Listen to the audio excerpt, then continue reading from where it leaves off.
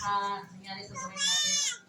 Pero priority natin si Pastor. Dalawa naman Pastor. Tatlo pala Pastor natin. Pastor Angela. Kung pasalamat tayo dahil sila yung ginagamit na upang magturo sa salita ng Diyos.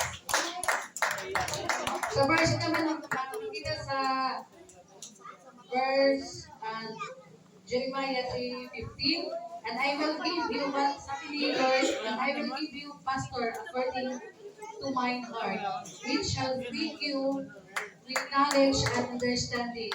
Amen. Kaya rin natin dapat siraan ng mga pastor dahil kaya din alam na si Lord yung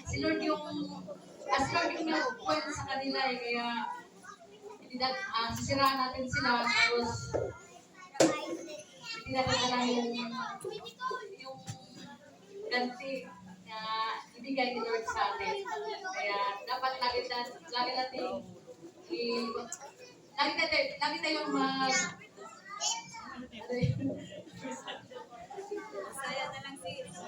igalang ang mga pastor.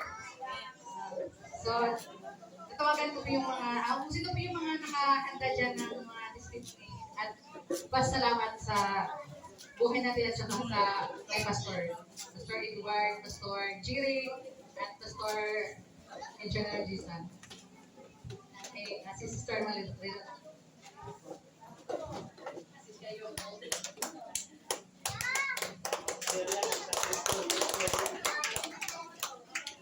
Praise God, hallelujah. Pinupuri ko yung buhay natin ng Panginoon dahil buwan ng mga pastor ngayon.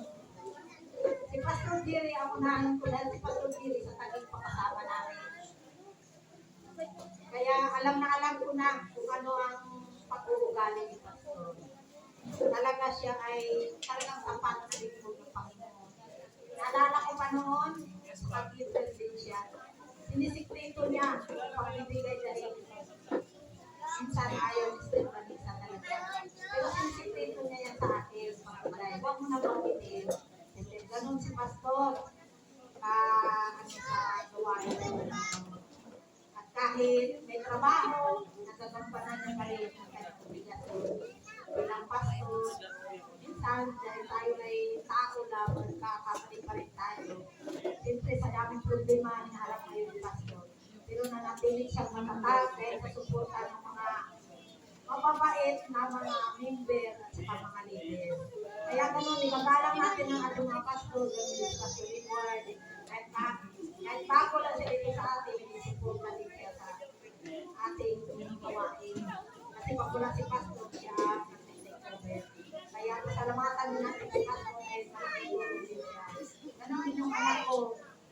Minsan nakapag-preach siya dito lagi sa atin. Ngunit parang busy ata siya ngayon. Matagal siya hindi nakabalik. Nanatili pa rin siya naglilingkod sa Panginoon doon sa Panginoon. Kaya mga pastor, yan ang gabay natin. Igagalang natin kasi mga Christian na nagagaloy sa atin. Una sa kanila. Paano natin yung trato yung mga pastor? Yun ang nadaloy sa buhay natin. Kaya igagalang natin ang ating mga pastor. At atin sila lagi tataas. Huwag natin sila pabayaan. Tulungan natin sila. Kaya paano siya gawin sa buhay ng mga pastor?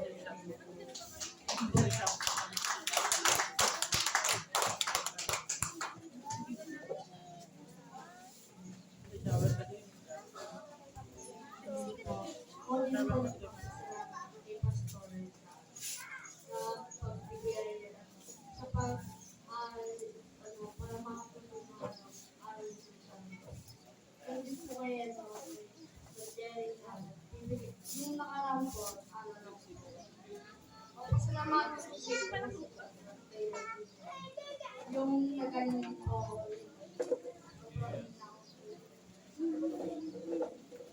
Salamat po din po yung Pastor Jerry kasi binigyan niya din po ng bukas. Yan din po kayo Pastor Edward sa guidance na yan din po kayo.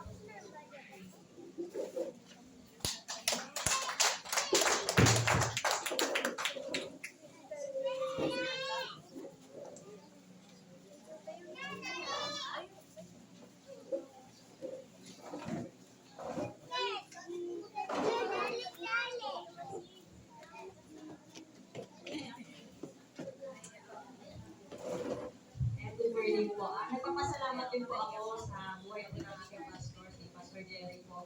Kasi po, sa lahat po ng pagsubok sa buhay namin, lalo po sa aming magkakapatid, nandiyan po talaga wala po rin kasi kami yung tatay, si Pastor Jerry. Tuwa yung tatay po sa amin, wala po nang nalipat kami dito sa Kalisa. So since 2016 po ata, Pastor. Ayun po. Magpapasalamat po kami sa buhay ni Pastor kasi kahit po kami magkakapatid minsan, natisod na dadapa, talagang hindi na kami pinabayaan, hindi kami binitawan ni Pastor Jerry kasi lagi na kami sinasabihan na laging tumingin kay Lord, wag pong tumingin kung saan sa akong buhay, mga kapatiran, mag-focus po kay Lord. So yun po, nagpapasalamat po kami kay Pastor Jerry kasi hindi niya po kami pinabayaan magkakapatid na dito po kami patuloy po na naglilingkod sa Panginoon. Kaya napakabuti po ng Panginoon na nailagay po kami dito sa Kalisa. Nakilala po namin si Pastor Jerry na tumayo pong tatay sa amin, na kami po magkakapatid, may katigasan talaga ng ulo. Minsan pag sinasaway kami ni Pastor, meron po talagang pag-anak, may lumalaban, may hindi nakikinig, ganyan. Kaya nagpapasalamat po kami sa haba ng pasensya na binibigay po sa amin ni Pastor Jerry kasi talaga pong ako kapag tatay po talaga yung pasensya talagang walang matapos na. Kaya salamat po sa buhay ni Pastor Jerry at talagang napakabuti po ni Pastor Jerry. Ganon din po si Pastor Edward sa buhay po namin na talagang nandiyan din po nakaalalay sa mga gawain po dito sa church. Tunay din po tapat na lingkod din po ni Lord. Kaya nagpapasalamat po ako sa buhay po ng ating mga pastor. Ganon din po sa bisita po natin si Pastor Engineer Jason po. Nandito po na tuloy-tuloy din naman po talaga ang paglilingkod sa ating Panginoon. Salamat po sa buhay ng bawat isa. Glory to God.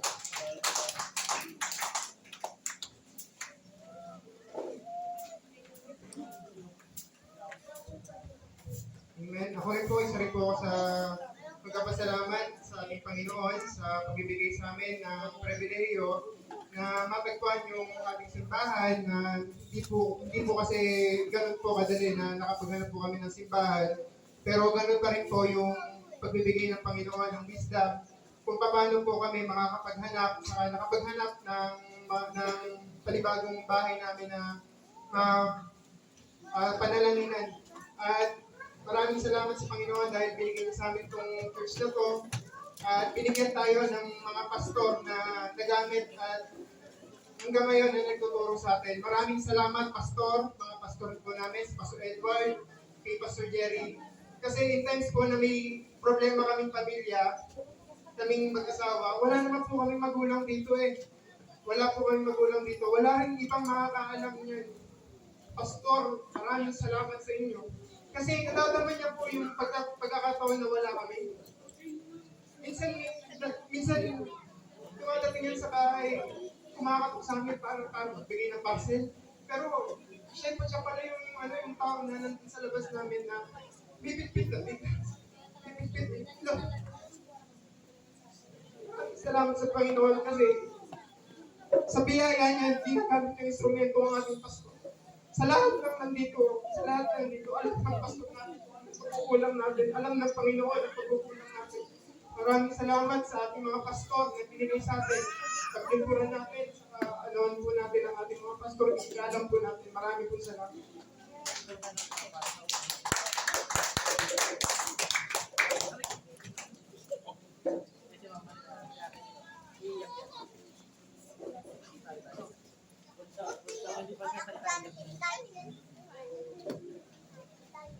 Pinapasalamatan ko pong buhay ko ni Pastor Jerry. Pinapasalamatan ako sa Panginoon kasi dumating po sila sa buhay namin, nakilala po namin sila. At sa pamamagitan po nila kami po ay kumilala sa Panginoon. Ngayon po ay kami po ay tuloy na naniningin kay Lord. At salamat din po, Pastor Jerry, sa patuloy na pagbabay sa amin. Sa pagmamahal po, lalo sa mga anak namin. At sa amin po magkakapatid. At maraming makabutihan na ginawa ninyo sa amin buhay sa magkakapatid. Hindi lang po sa spiritual, din sa mga tulong.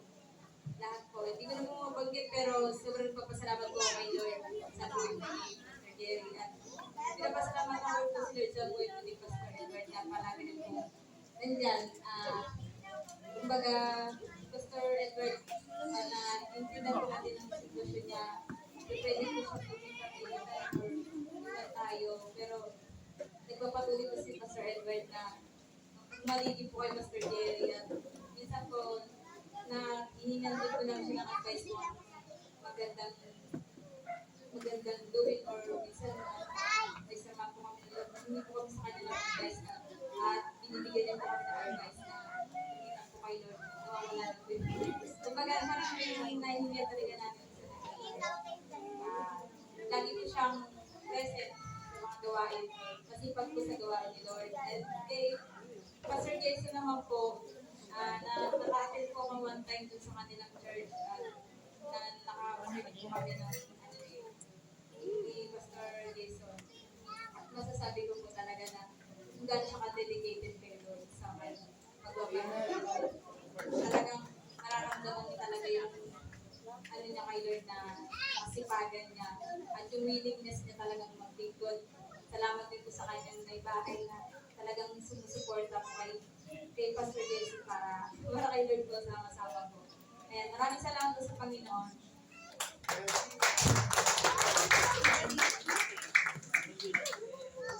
Empay, empay. Tingnan mo, iyak talaga ganyan. Kaya si mama yung iyak. Parang tayo. Pag gusto ng salita. Unang-unang po sa Diyos po lahat ng pagpulit. Salamat. Malaki po yung pagpapasalamat ko kay Pastor Jerry kasi yung panauna dito yung mga kapatid ko tapos ako bisibisita lang na kahit nakikisali lang ako sa kanila sa prayer meeting, nakikisali lang para pero sa loob-loob ko, yung hindi ka naman seryoso pero andyan isasali ka. Kasi ako po yung tao na sabi ko na to noon na parang mabait ako lang, makaway.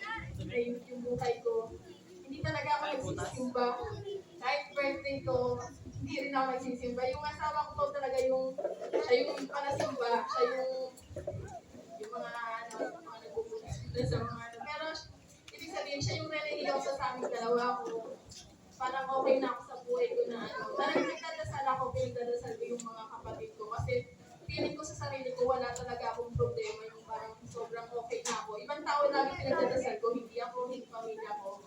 Kaya hindi rin ako nagsisimba. Pero nung nakilala ko si Pastor Jerry, parang doon lumalim. Nagkaroon talaga ng kaalaman about sa totoong pananampalataya. Kasi kung totoong mananampalataya ka, doon mo marirealize na hindi ikaw kung hindi yung buhay ni Jesus na nag-aray para i-itas tayo. Kasi kung ibibase sa sarili natin, lahat tayo makasalanan. So, bagsak tayo sa Panginoon ng Diyos Ama, pero dahil sa buhay ni Jesus Christ, doon lang tayo naligtas. Yun yung natutunan ko doon nagsimula hanggang ngayon sa lumalalim na nagkakaroon kami ng mga arguments. Ibig sabihin, merong gustong matutunan, merong pag-aaral. Lumalago ka hindi yung katulad ko noon na wala talaga akong kakailangan, basta mabait ako. Yun yung pagkakalam ko. Pero ngayon, nagkakaroon na kami ng pagkatalo-talo about sa mga ganitong, sa mga verses, sa mga pag-aaral. Doon ko nakita na, ay, ang laki ng improvement. Salamat kay Pastor Jerry na noon kami ng pamilya ko, walang problema.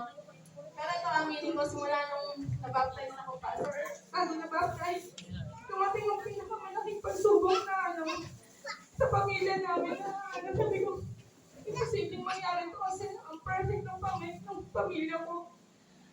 Before ko talaga nung nabaptize ko na parang totoo pala yun na kapag lumapit ka ng Lord, parang masusubo ka. Parang hindi ko na kaya, hindi ako magsasalita. Nandito ako pero sabi ko kung kailan ito na yung hindi ko akalain na nangyari po talaga. Pero sa awa ng Diyos, yung katulad ng sinabi ko, basta pag may hiniling ka, pero pag may Diyos may nasa, hindi ka ma-disappoint kahit hindi bigay ni Lord. Kasi kay Lord mo pinubaya ang lahat. Kaya sabi ko kung hindi dahil nadala kami dito ni Pastor Jerry, pinakilala ang tunay ng Diyos, ang pagmamahal ng Diyos na walang kapantay. Hindi ako ganito kaano parang katulad ng trabaho ng asawa ko na nag-iba. Ang laki ng pinagbago ng buhay namin. Siguro ako, pagsisisi, pagpapamukha na ang tayo buhay natin, pagkakito na, pero kahit wala, ang lahat ng pagpapasalamat. Kaya ang laking tulong na lang pinamit namin si Lord dahil kay Pastor Jerry. Tapos ngayon kay Pastor Edward na ganito, si Pastor Jerry marami rin ginagawa. Nandiyan si Pastor Edward na kumahaligi dito sa church natin. Kaya yung sinabi ko pa sa kahit anong mangyari, lahat kami dito is nagtutulungan para sa church. Kaya salamat din Pastor Edward na kahit anong nangyayari sa amin, nagkakagulo tayo dito pero naayos dahil sa tulong ni Lord. At kay Pastor Jason, sa family niya sa buong Nabarosa, doon po talaga rin ako tumitingin na yun sa lahat ng pinagdaanan nila.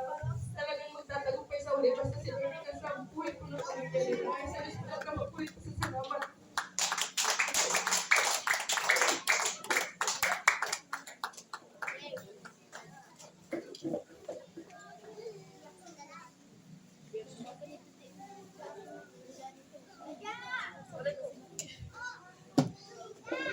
Mas gala ko din pasalamat ako sa Lord Diyos and then kay Pastor Shiri. Thank you, Pastor, dahil marami na ako natutunan sa mga pulong mo, salita ng Diyos na inaabit mo sa amin. And then kay Pastor Edward. Thank you, Pastor, dahil last year, akala ko hindi na ako dito mag-church. Kasi andun lang kami dun sa Victory, so may pagbalik namin galing sa probinsya, sabi ko, doon na lang tayo sa may Victory. Ngayon, biglang nilipat doon sa Tracy. Sabi ko, Lord, pupunta ba kami doon, Lord, na malayo? Ngayon, si Pastor Edward, lagi ko mapunta sa bahay. And then, pagpanding ako, sabi ko, tas si ito pala na ramdam ko talaga si CMC na pabalikin niya ako dito. Kaya salamat ako sa Lord dahil nandiyan lagi si Pastor Jerry at Pastor Edward na lagi pumunta sa bahay. Tapos kung Sunday na yun na talagang mag-start na doon si Victory. Si Pastor Edward ang mga pumunta sa bahay. Sabi niya, saan kayo mag-Lord? Sabi ko, sa CMC Pastor. Kaya thank you Pastor Edward sa lahat. Dahil nandiyan ka lagi sa amin. Ito yung tinuturing kong tatay dahil wala kaming tatay dito. Kumpante ako dun sa kahit magpinsan, mag-isa lang kami sa bahay. Pumunta si Pastor doon. Pumunta kami, may mga pituhan kami doon sa mga Bible. Hindi kami nakialam sa mga buhay ng mga yung sarili lang namin yung pinag-usapan namin. Nakaka-bless dahil halos araw-araw niya sinishare sa akin yung Word of God. And then, pagka nag-pray kami, kaya sabi ko, kay Lord, laging open yung heart ko na makinig sa salita ng Diyos. Kahit hindi sa Sunday, araw-araw halos na pumupunta si Pastor Eduardo. Ngayon, hindi na siya masyado kasi busy siya. Tapos, kaya siguro niya hindi na siya pumunta doon dahil nandito na ako sa front. Thank you, Pastor Edward. Tatay Edward. Talagang tinuturing ko siya tatay kasi ang ganda ng niya sa amin. Kaya pasalamat din ako sa buhay ni Diyos.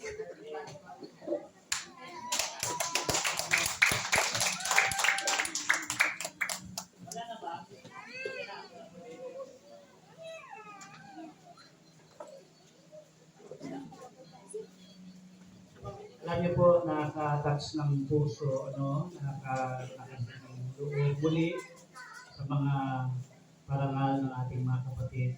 Pero ang lahat ng ito ay sa Diyos lahat ng papuri. Tayo po ay bahagi lang ng kabutihan ng Diyos. Hindi tayo makagawa ng mabuti kung si Jesus wala sa atin. Kaya ang bida talaga sa buhay natin si Jesus Christ.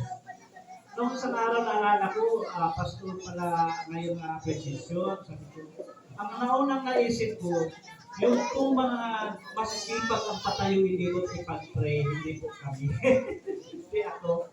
Dapat yung mga nag-aalaga sa mga bata, sila Sister Christy, Sister Ellen, Sister Nini, Apple, Sister Marilo, masipag din sa gawain niya. Sila Brother Patrick, Sister Mike, nagsusupport sa gawain. Sabi ko sila ang patayuin para ipag-pray. Siguro mamaya ipag-pray namin. Salamat sa lahat at alam ko na hindi naman part lang tayo ng kabutihan ni Lord. Nakagawa man tayo ng mabuti, maliit na ito, malaki. Ang dahil naman ito, dahil si Lord ay nabubuhay sa ating sarili. Hindi talaga tayo. Kasi kung likas naman natin, kung tayo lang naman, hindi naman tayo talaga ganun kabuti. Si Lord lang talaga ang nagmamaniti sa atin. Kaya nagpapasalamat ako sa inyo lahat, mga kapatid. Lahat kayo. Sister Leah, kahit minsan lang makarating dito, hindi na walang pasalamat ko rin. Malaking part of Sister Leah din sa church na ito. Galing pa doon, may support pa din siya. Engineer Jiso, napakalaking yung mga tinuturo niya dito. Kaya tinatanong ko siya uli, kailan siya yung gano'n, may utod na kami. Salamat po sa lahat. Nandito po lahat. Salamat sa lahat. Sa inyo po, hindi ko mabagay sa isang pangalan. Maraming po salamat kay Lord sa buhay ninyo. At lagi kong masabi, kay Lord lang talaga kayo maglilingkod. At hindi po kami bida dito. Pastor dito, hindi po kami bida, pero pasasalamat sa inyong pasasalamat. Appreciation ninyo sa maliliit naming gagawa. Meron man kayong nakikita sa amin na hindi maganda, at least napag-usapan natin. Biyaya ni Lord na hindi nga napagtitiisan natin ang bawat isa. Naparusa pamilya, salamat. Hindi tayo natigil sa ating gawain. Brother Lando, salamat kasi ilang linggo na yan na tuloy-tuloy na gitara. Malaking tulong. Brother Gilbert, salamat. Maraming salamat sa inyo. Brother Patrick, kagagawa natin church. Brother Arnel, papasalamat ni Sir Miley, lahat po natin, Brother Jason, na katukayo ni Angel Jason nandito, kapatid ni Mr. Mr. Mary Ann. Ang gusto po ang lahat ng magpaparangal.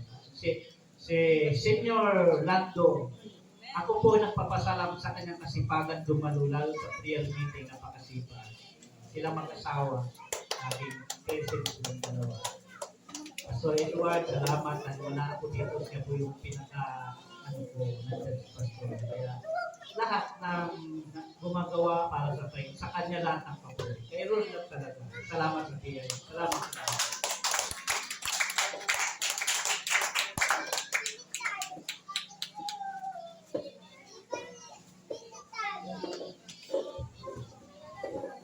Thank you, Lord. Thank you, Pastor.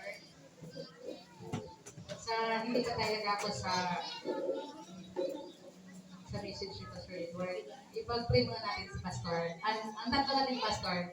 Tatawagan ko si Brother Junior Lando. Senior, upang mag-pray ni Pastor. At itaas ko natin yung mga kamay para kanina, Pastor.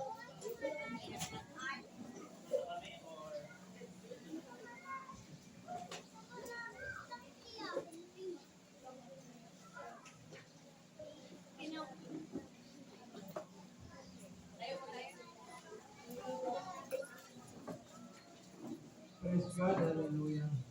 Lord, Panginoon Jesus, Lord, aming Pastor o Diyos, Lord, hallelujah, Jesus, Lord, subayan niyo sila, Panginoon Jesus, ang pinamakan, Lord, na tungkulin mo ka para sa iyo, Lord, Jesus. Panginoon Diyos, hallelujah. Ang kanilang mga puso, Lord, na talagang inaalay niyo tayo, O Diyos, ang kanyang pagdalikod, Panginoon.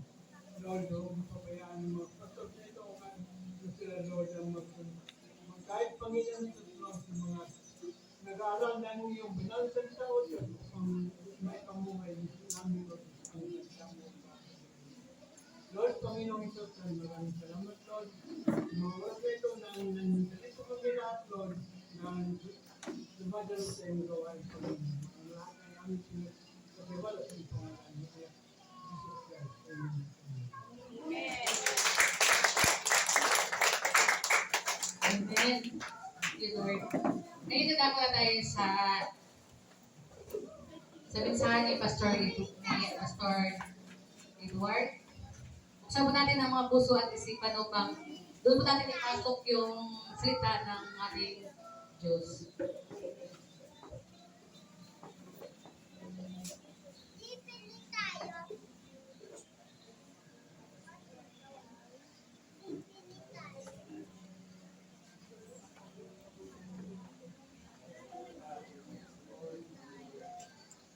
Silang naman po ang ating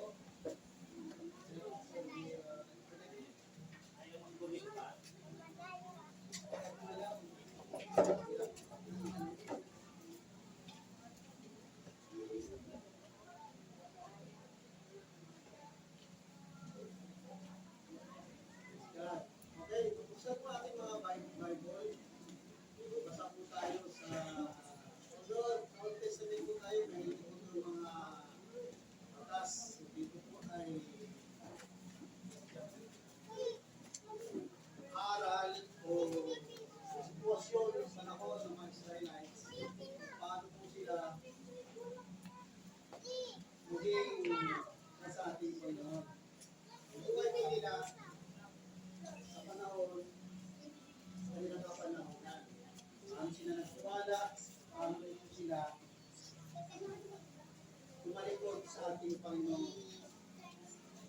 Okay.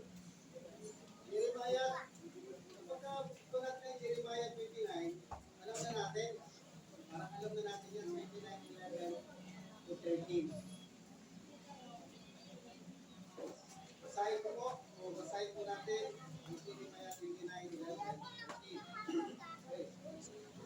Ito po basahin sa English po. Sabi po niya, sino na pakinggan pagka-English. For I know the plans I have for you, says the Lord. They are plans to good and not for disaster, to give you a future and hope. In those days, when you pray, I will listen. If you look for me wholeheartedly, you will find me. Pagpalaya ang salita ng Panginoon, ang Diyos, na ikaw, Panginoon, may taas na purihan. Walang iba, Panginoon. Panginoon, buksan mo ang puso, ang isipan. Pag-isahe, Panginoon. Dapat namin makita, Panginoon. Upang sa dalawang kapita sa panahon na ito, Panginoon, sa ating mga sitwasyon. Ay namin dito, Panginoon, makita, Panginoon, ang dapat namin itong gawin, Panginoon.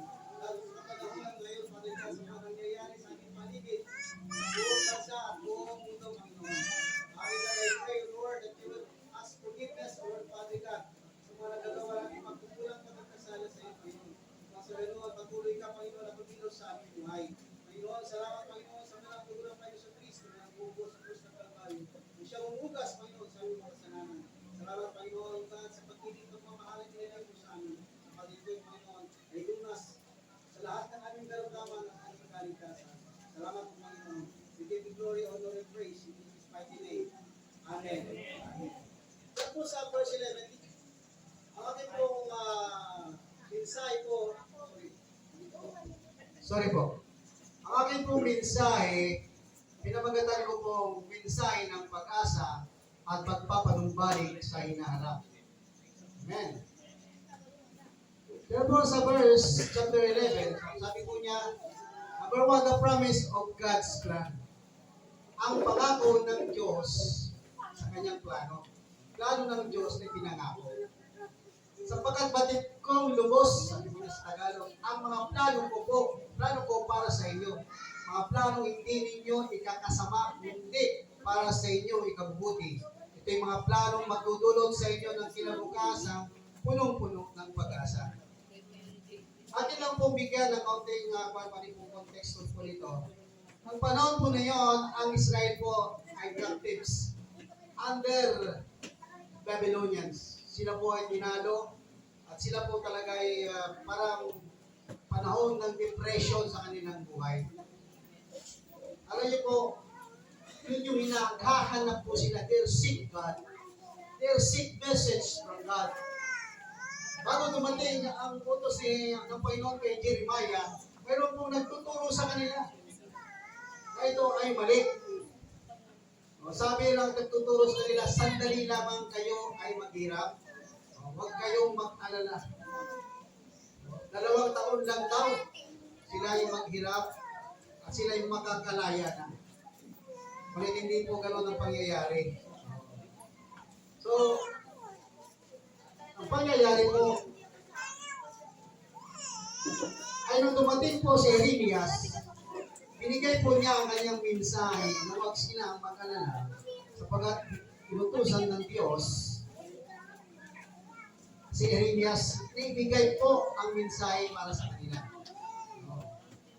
People of Judah, ang mga tao ng Judah ay natalo ng imperyo ng Babylonia at pinatapon mula sa kanila ang mga tahanan sa Jerusalem patungo sa Babylonia. Nawala nila ang kanilang masariling bayan, ang kanilang templo at ang kanilang paraan ng pamumuhay at nakaramdam ng trauma at kawalan ng pag-asa. Yun po ang kanilang mga sitwasyon ng panahon na yun. Habang nasa pagkatapon, ang mga tao ay dinadaya ng mga huwad na propeta. Nangako na mabilis na magpagbabalik sa Jerusalem sa loob ng 2 taon. Nagbigay ito ng maling pag-asa sa mga tao at hinikayat silang maniwala na hindi nila kailangan tiisin ang kanilang pagdurusa. Sabi mo, huwag daw nilang tiisin ang kanilang pagdurusa. Akin po ibubuod ng mga sitwasyon upang sa ganoon mapadali po tayo. ay tagubilin po, itinuwid ng liham ni Jeremias ang mga kasinungalingang ito. Sinabi niya sa mga natirahan sa Babylonia, magtayo ng mga bahay, magtanim ng mga halaman, bumuo ng mga pamilya at hanapin ang kapayapaan at kaunlaran ng kanilang bagong lungsod. Inihiyag niya na ang kanilang panahon sa pagkatapon ay tatagal ng 70 taon. So 70 years silang mananahan sa Babylonia. Kaya sinettle po nila ang mga Israelites, sinettle po nila kanilang mga sarili, nagtayo ng mga bahay, nagtanim ng mga panimin, kapag dapat po silang madala sa kanilang kalalagayan. Kundi maging lumaban po sila at gumawa ng paraan na maisettle po nila kanilang mga sarili. Sa pamagitan ng inspirasyon mula sa kay Jeremias, ang isa mong maaaring tumuon sa mga banal na layunin, paghahanap sa Diyos sa panahon ng kahirapan at ang tunay ng kahulugan ng pag-asa. Ang mga talata ay nag-aalok ng kaaliwan sa isang panawagan at sinasadyang pananampalataya, lalo na kung titingnan sa orihinal na konteksto ng pagkatapon ng mga Israelita sa Babylonia. Kung titingnan po natin, ito po ay may mga bagay nating mapupulutan. Diyan po sa verse 12, ano po sabi sa verse 12? Kung naganap na ito, kayo tatawag, lalapit at tagalangin sa akin at diringgin ko naman kayo. Dito po, kahit sa New Testament, meron po siya sinasabi sa Matthew 7:7. Pasahin nyo na lang po. Ibig sabihin po, huwag po silang magkumpiyansa din po. Kailangan po nilang manalangin sa ating mga panahon ngayon, lalo sa panahon ngayon. Sino po dito nakarinig doon sa propesiya? Ako po nabahala din po sa propesiya. Nangyari na 2 linggo, tapos kayo isang nangyari ulit. At pangatlong linggo. Tapos ang sinabi niya, magkakaroon ng tsunami. Lord, ano ba ito? Naipag po itong sitwasyon na ito. Sabi niya, manalangin. Kahit tatawag, lalapit. Lumapit tayo sa Panginoon. Ang mga Israelites, tutusan silang lumapit sa Diyos. Dadalangin tayo sa Diyos. At ang pangako niya, kayo'y ating diringgin. Sino po dito bisa nananalangin na para bang ang dami ng panalangin na hindi pa naririnig? Pero ang mga dalangin natin kasi para sa ating mga sarili. Yun po yung may choice sa kanilang yan. Pero mas priority ang Panginoon para sa iyo. Mas may better siyang plano para sa bawat isa sa atin. Yun po yung isang bagay na ating pang pinanghahawakan. God will never fail. Hindi naliligo ang Diyos sa iyo. At hindi ka rin nabibigay. Mayroon siyang inilalaan para bawat para sa atin. Hindi po siya magkukulang. At mayroon. Dahil akin po naranasan sa ating buhay. Sabi ko, Panginoon, minsan naranasan ko ang bagay na ito. Sabi ko, Lord, walang imposible kung gagawin mo ulit yan sa akin. Yes. Sabi ko lang po, on the process. Ganon din po ang pangako ng Diyos sa buhay ng bawat isa sa atin. Kung mayroon kang plano para sa Diyos, para sa Panginoon, ano niyo po? Darating yan, plano mo para sa Panginoon. Bakit sabi ko, plano mo para sa Panginoon? Everything in your life, sama mo sa Diyos. Sama mo ang Diyos. Sa trabaho mo, sama mo ang Diyos. Sa kalusugan mo, sama mo ang Diyos. Kasi magpaglingkod ka pa ng mahaba. God will give you good health. Kaya po, panalangin, Lord, into your hand. I trust to you my health. Walang sakit, walang karamdaman. I have to serve more years to you. Siservi pa ako sa iyo. Ang akin po, that one word, my final stand in my life, the final course of my life is to serve you. That's the final course of my life. No other.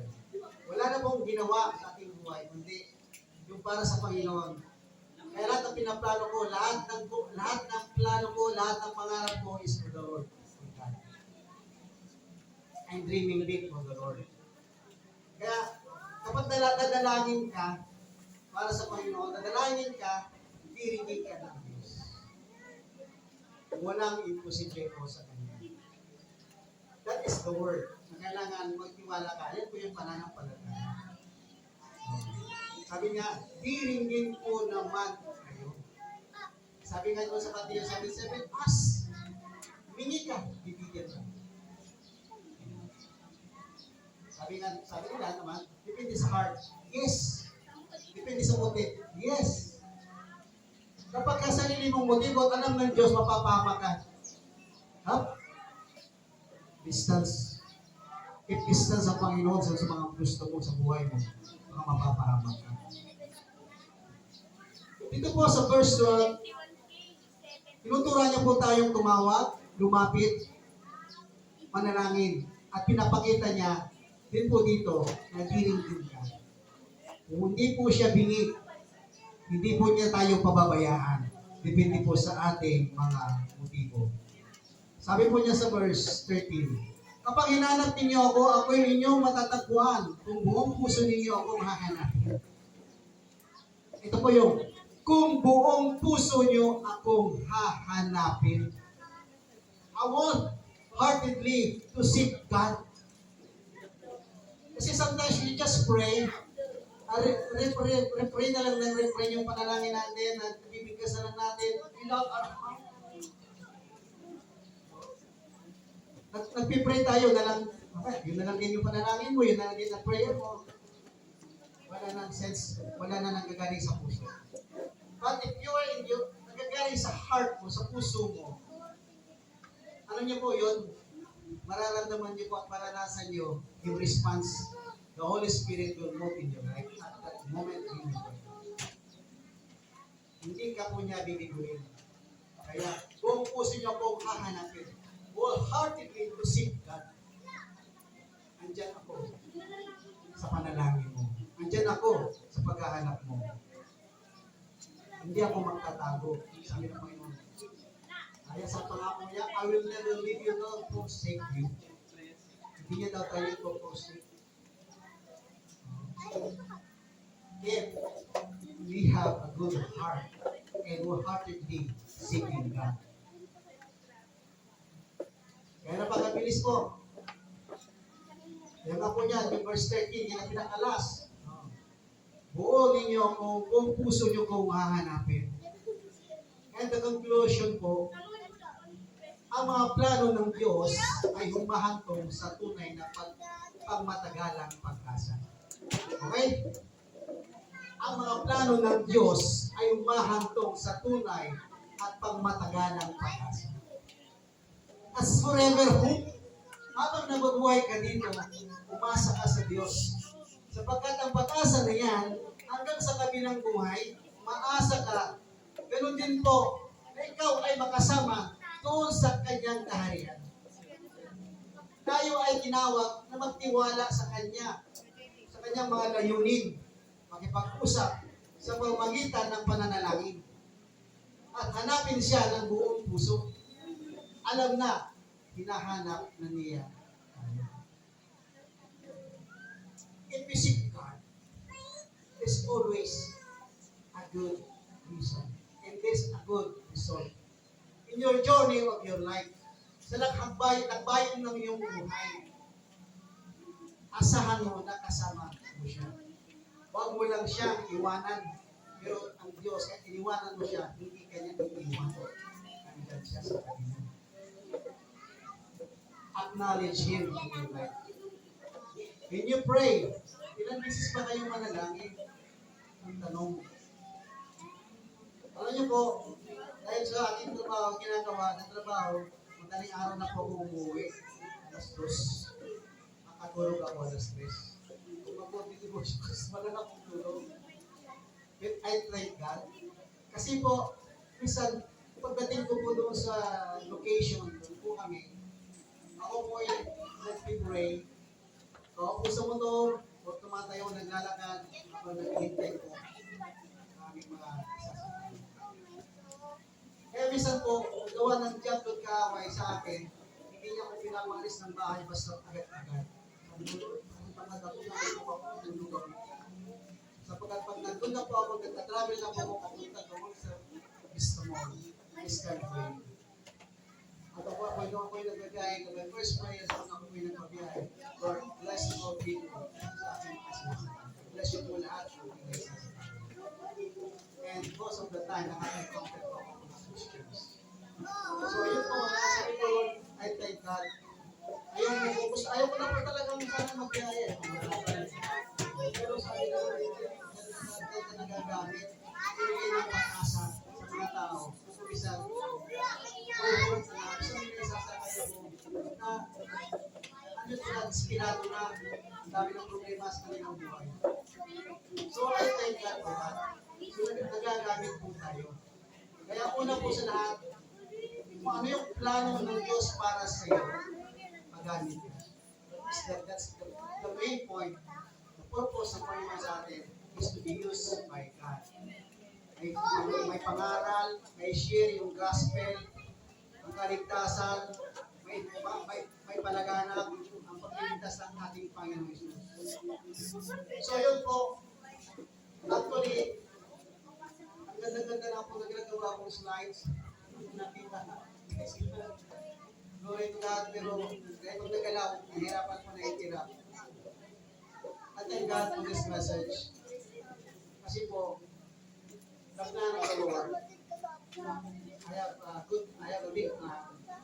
I'm praying that this coming year, baga po, mayroong gagawin ng Diyos sa buhay ko. I have big dreams for the Lord. To God be all the glory. Ay po manalangin. Amang Diyos na makapangyarihan, salamat Panginoon sa mensahe mo, Panginoon. Lord, tuloy Panginoon sa Jeremiah 29:11 to 13, O Lord. Hindi lang po, Panginoon, may mga lalo po, Panginoon, na napakaganda. Kundi tinuruan mo kami na kami lumapit sa iyo. Tinuruan mo kami na kami tumawag sa iyo at manalangin, Panginoon.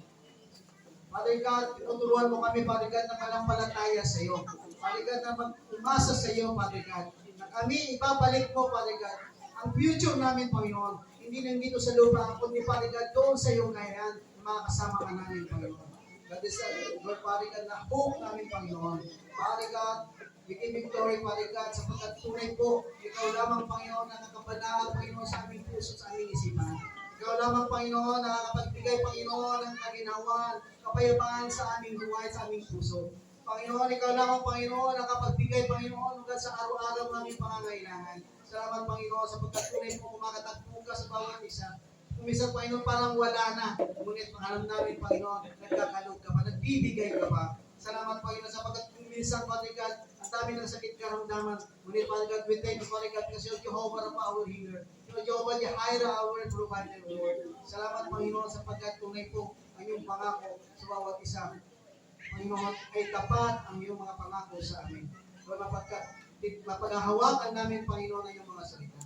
Salamat po, Ama, sa mga tao na dito, ang mga pastor namin nandito, at Panginoon, sa mga magagawa na ginagamit mo, pagkaya sa mga nagtuturo, sa mga bata, Panginoon, I pray, lipat you, Panginoon, na patuloy mo silang gamitin, Panginoon, Lord, Panginoon, na itong CCMCA, tatagal, Panginoon, Lord, Panginoon, naglalago at gagamit, Panginoon. We give you glory, honor, and praise, in Jesus' mighty name. Amen and amen.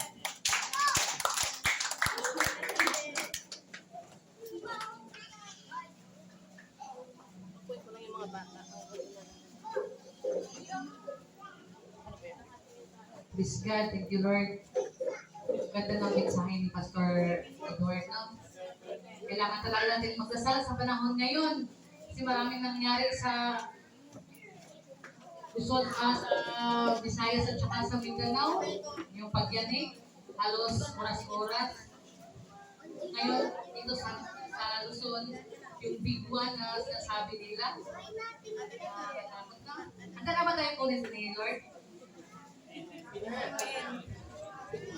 Kasi hindi naman din alam na kasi nakalagay doon, sabi 50,000 ang kukunin niya, tapos yung insured 100,000. Paano pag isa tayo sa 50,000 ang kukunin ni Lord? Kaya kailangan talaga natin natin magdasal. Sabi nga sa 1 Thessalonians 5:17, pray without ceasing. Kaya kailangan natin lagi tayo nagdadasal kahit saan tayo pupunta, kahit nagbugas tayo ng bato kasi hindi natin alam na nakatayo tayo ngayon tapos biglang nagrindol and then yung nilagyan natin sa ating bahay may sinkhole pala. Diretso tayo sa ilalim. Kaya hindi natin alam yung buhay natin kung saan tayo. Kaya, praise God. Salamat sa Diyos na lalo. Dapat naman tayo sa pagkalintori ni kay Brother Jobert.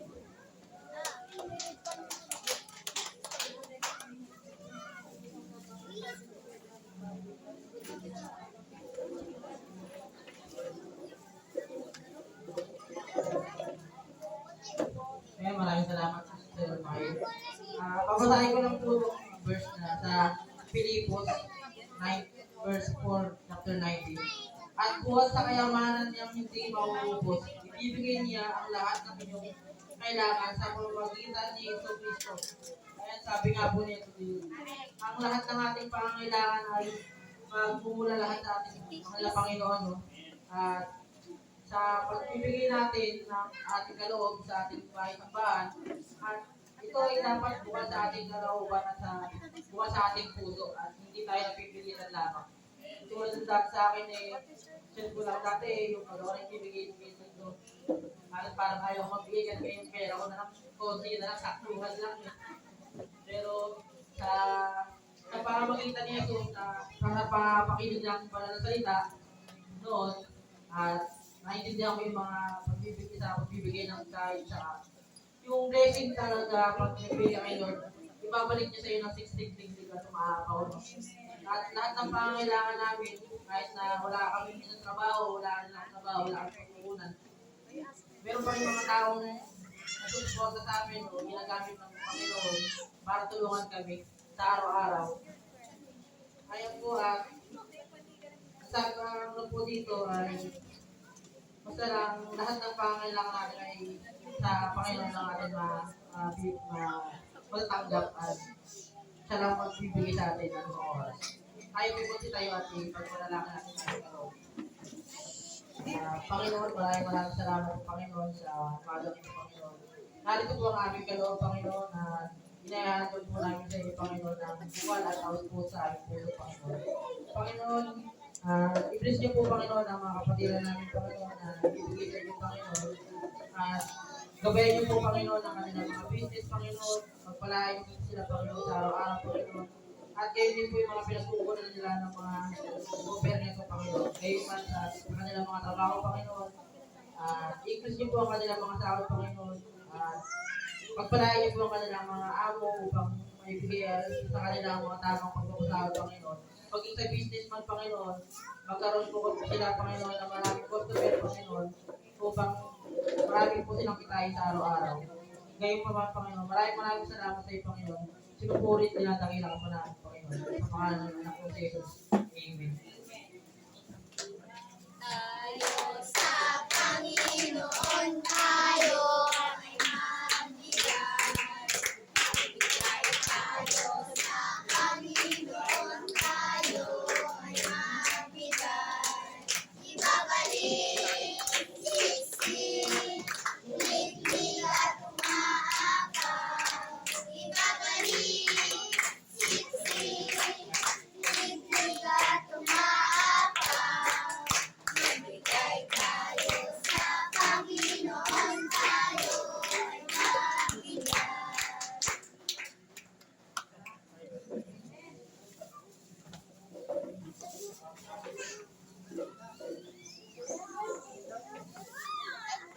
Ito yung design natin sa ating Lord.